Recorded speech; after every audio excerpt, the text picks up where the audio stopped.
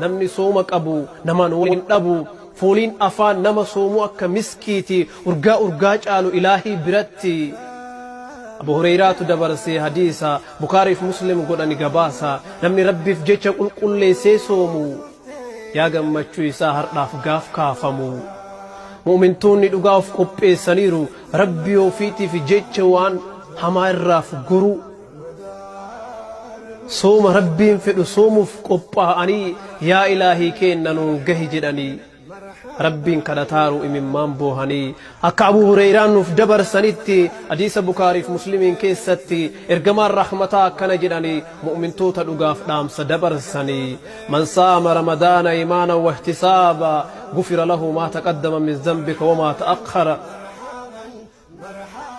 namni soome ji'a ramadaana jaalatee barbaadee fuula rabbii olaanaa rabbiin isaaf dhiisa dilii dur hojjate wallaahi dhugaadha rasuula dubbate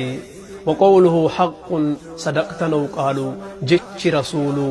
jiini ramadaana ji'a barakaati ji'atti kennatan ji'a sadaqaati ji'a awwalli isaa rahmaa jidduun araaramaa dhumni isaa ibiddarraa bitamaa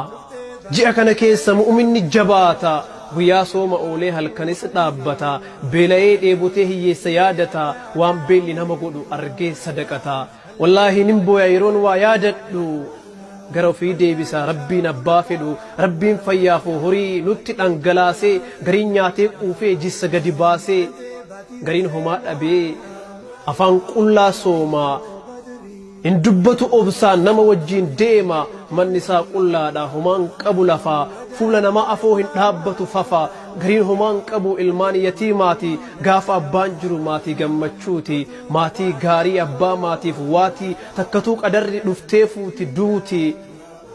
yaa qormaata jiruu haadha ilmaan yatiimaa firaa fi ollaanis gatee biraa deema namni biratti hafu takkitti na haadhuma godaannisa jiruu dugdatti baadhattee hardha soomaa jirti garaasii hidhattee rakkataan gariin naman gaafatu fuula ilma namaa abadin dhaabbatu osoo sooressitti dhiyaatee rakkina isaa gaafatee qoratee yaa mi'aa jiruu addunyaa tanaa silaa namni hundinuma mirqaanaa kunooti dhufee jiini daldalaa nama barbaaduuf jaalala Allah mu'minni dhugaadhaan rabbii isaa sodaatu guyyaan abbaa isaanii anarraa sinaftu rabbii kiyyaaf jedhee yatiima gargaara qixxaa tokko anaaf jaraaf addaan hira wallaahi abadan biran tarkaanfadhu osoo isaan beela'an ani quufee nyaadhu osoo daara jiran wayaan jijjiiradhu jedhee waadaa seena rabbii isaa tokkichaaf rabbii isaa fedhee fuula rabbiif jechaaf namni rabbiin horii siif kennee waa qabdu gaariin dalagadhu tan borsi fayyaddu rakkataa fi yatiima gargaartee nyaachiftee abshir hiyyaadinaa jettee jabeessitee rabbiif jechuuf qabdee akka isaanii taatee osoo ofin tuulin ofit dhiheessitee akka rabbiin fedhutti rabbiif of kennitee wallaahi abadan rabbiin sin xiqqeessu osoo ol sin fuudhin rabbiin tasan dhiisu. In the middle of town, Allah will never let you down. He will elevate your sadaqah and bless you with barakah.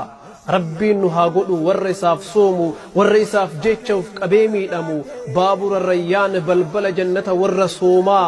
rabbiin nu haa kennu guyyaa kaafamaa sooma rabbiin keenya nurraa fedhu sanii sooma nabiin keenya nutti agarsiisanii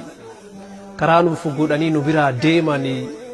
warra haqa soomaa eegee soomu irraa akka nu taasisuuf du'aa'iin jabaadhaa adaraa